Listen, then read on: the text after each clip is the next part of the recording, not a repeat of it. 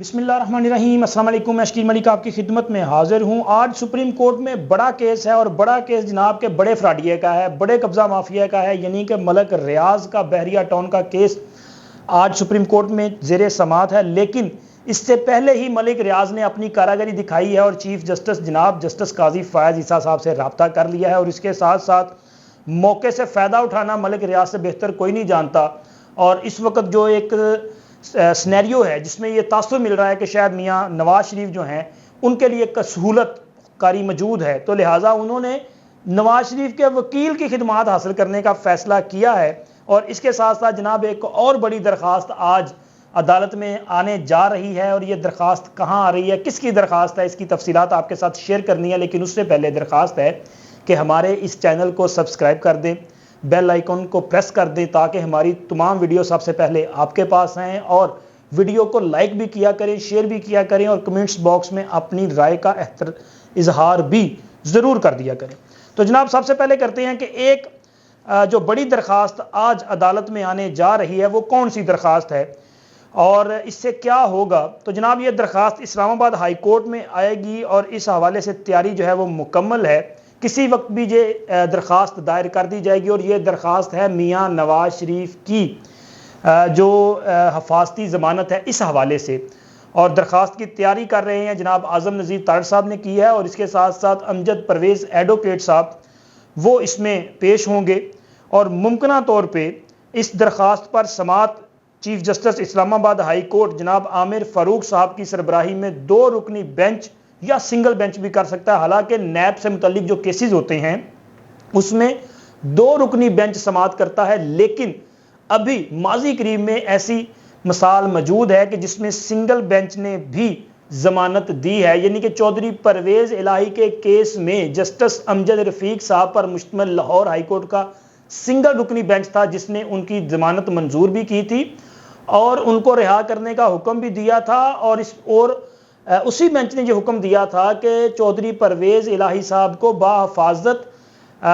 CCPO साहब और DIG operation साहब ये अपनी निगरानी में घर तक छोड़ के आएंगे। लेकिन खैर वो घर नहीं जा सके थे, रास्ते से ही उनको इस्लामाबाद पुलिस गिरफ्तार करके ले गई थी। लेकिन ये सिंगल बेंच का फैसला था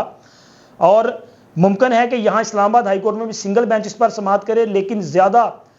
इम्कान यही है कि DB इस पर जो है वो समात करेगी। अब जो दरख्वास्त दायर होने जा रही है ज़राए के मुताबिक उसमें यह कहा जा रहा है कि मियाँ नवाज शरीफ जिन्हें के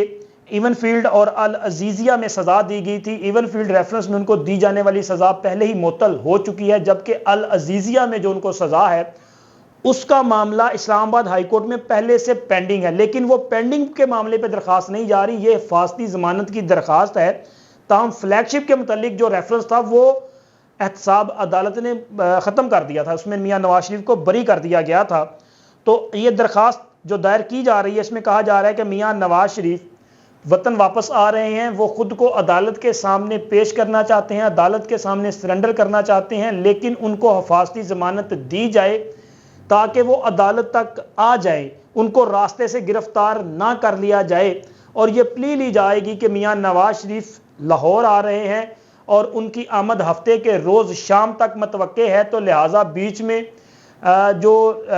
संडे का दिन है वो नॉन वर्किंग डे है, तो लिहाजा उनकी ज़मानत हिफाजती ज़मानत मंजूर कर ली जाए और आइंदा किसी भी वर्किंग डे पे जैसे ही अदालत उनको तलब करती है वो पेश होने के लिए दस्तयाब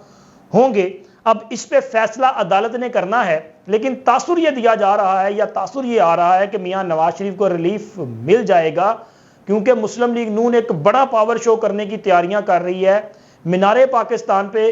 गुज़िश्ता 3 दिन से तैयारियां जारी हैं, वहाँ पे लाइटिंग लगाई जा रही है, इसी तरह इंतज़ामात किए जा रहे हैं सिक्योरिटी और गाड़ियों की पार्किंग के। तो इतने बड़े इंतज़ाम अगर किए जा रहे हैं तो ऐसे तो नहीं है ना, ज़ाहिर है उनको भी यकीन है कि ये रिलीफ मिल जाएगा और मियाँ नवाज शरीफ जलसे से खिताब करेंगे। अब देखिए ये दरख्वास्त आती है तो इस पर अदालत क्या फ़ैसला करती है, क्या वाकई जो तवक्कुआत हैं उनके मुताबिक फ़ैसला आता है या कोई और फ़ैसला आता है, या मियाँ नवाज शरीफ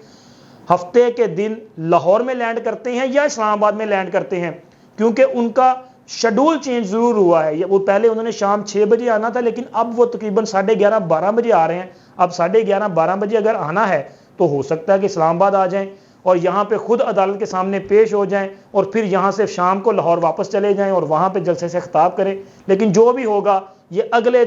24 से 48 घंटों में इस पर फैसला जो है वो आने का इम्कान है। और अब जनाब बात करेंगे मलिक रियाज के मामले पे कि उन्होंने चीफ जस्टिस से कहाँ रब्ता किया है और मियाँ नवाज शरीफ की खिदमात उन्होंने कहाँ हासिल की हैं, यानी कि उनके वकील की खिदमात कहाँ से हासिल की हैं, कैसे ली हैं और क्यों ली हैं। तो जी बहरिया टाउन का ये केस जो कि इस वक्त आज अब से कुछ देर के बाद सुप्रीम कोर्ट में ज़ेरे समात होगा, जिसके लिए 3 रुकनी बेंच जस्टिस काजी फायज ईसा, जस्टिस अमीनुद्दीन खान और जस्टिस अतहर मिनल्लाह पर मुश्तमिल ये बेंच इस पर समात करने जा रहा है। बेसिकली ये अमल दरामद केस है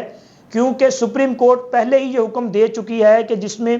दोनों तरफ से इत्तफाक़े राय से खुद ये एक ऑफर दिया था बहरिया टाउन की तरफ से कि वो बहरिया टाउन कराची की जो ज़मीन है उसके अगेंस्ट 460 अरब रुपया जमा करवाएंगे और 7 साल की मुद्दत मांगी थी कि 7 साल में ये इकसात की सूरत में जमा करवा दिया जाएगा।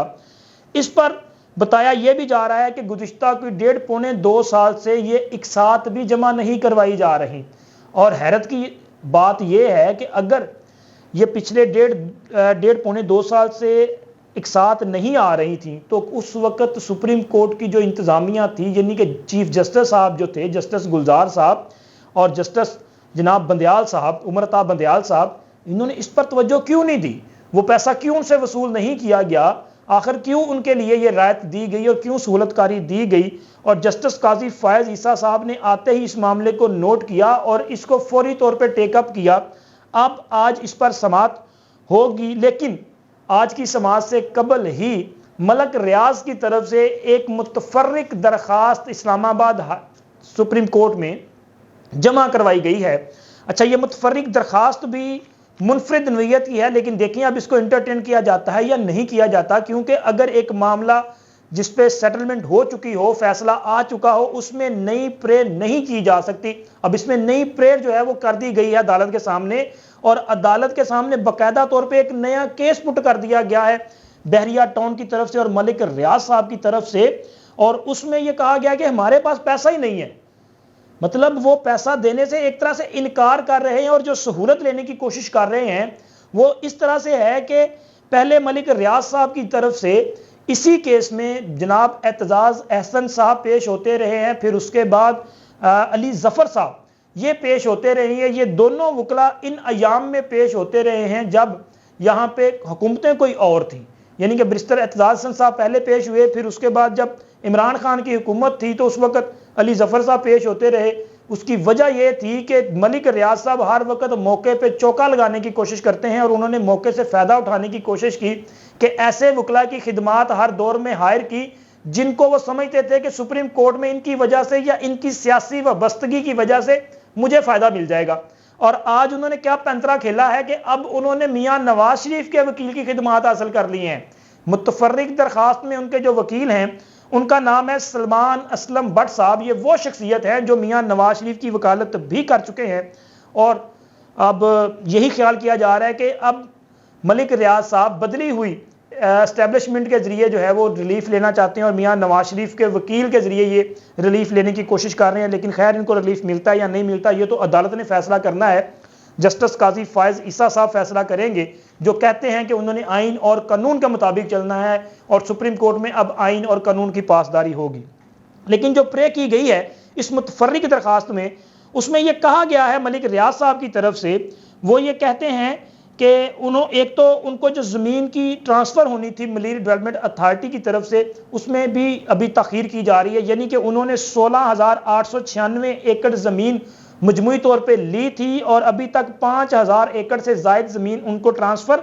नहीं की गई। ठीक है, इसके साथ साथ वो आगे कहते हैं कि जी हमारे ही साथ, यानी कि जहाँ पे बहरिया टाउन है यहीं पे मलीर डेवलपमेंट अथॉरिटी से DHA हाउसिंग सोसाइटी ने भी उनसे ज़मीन ली है जो कि 19,646 एकड़ है और इनको जो ज़मीन दी गई है उसकी कीमत पर एकड़ 1 लाख रुपया रखा गया है, यानी कि 1 लाख रुपया फी एकड़ के इवज DHA को ये ज़मीन दी गई है। जबकि हमने जो ज़मीन खरीदी है, जो हम 460 अरब रुपया पे कर रहे हैं, हमें वो फी एकड़ 2,72,00,000 हमसे लिया जा रहा है। वो कह रहे हैं कि ये बहुत ज़्यादा रकम है, ये मार्केट वैल्यू से भी बहुत ज़्यादा रकम है, ये हमारे साथ ज़्यादती है। अगर हम इतनी महंगी ज़मीन खरीदेंगे तो हम अपने कस्टमर्स को किस तरह से वो ज़मीन सस्ती दे सकते हैं और हमारे पास कस्टमर क्यों आएगा जब हमारे साथ एक दूसरा वहां पे डेवलपर जो है वो मौजूद है और वो अपनी ज़मीन हमसे सस्ती खरीद कर बेच रहा होगा, तो हमारे पास जो है वो कस्टमर नहीं आएगा और जिससे हमें लॉस होगा। उन्होंने कहा कि हमें मजमूई तौर पे जो है वो 458 अरब का लॉस है उस ज़मीन की मद में। वो टोटल ज़मीन की रकम जो है वो 2 अरब के करीब है, 2 अरब से भी कुछ कम बनती है और हमसे जो है वो 460 अरब लिया जा रहा है। तो लिहाजा उन्होंने कहा जी हमारे पास जो है मौजूदा हालात में पैसे नहीं हैं, लिहाजा हम पैसे देने की सकत नहीं रखते और हम अपने इस फैसले पर अदालत नजर सानी करे। अब यह नई किस्म की दरखास्त है। अब यहां पे फैसला ये तो हो चुका कि जी आपने पैसे देने हैं, आप कमिटमेंट कर चुके हैं और अब आप अदालत को कह रहे हैं कि मुझे रिलीफ दें, मैं पैसे नहीं दूंगा। मेरा ख्याल है कि आज काजी फायज ईसा साहब इस दरखास्त पर फैसला भी सुनाएंगे और अगर ये इनकार करते हैं तो फिर पाकिस्तान का सबसे बड़ा फ्रॉडिया और कब्जा माफिया जो है वो जेल के पीछे भी जा सकता है। अब तक के लिए इतना ही, मिलते हैं अगली वीडियो में। अल्लाह हाफिज।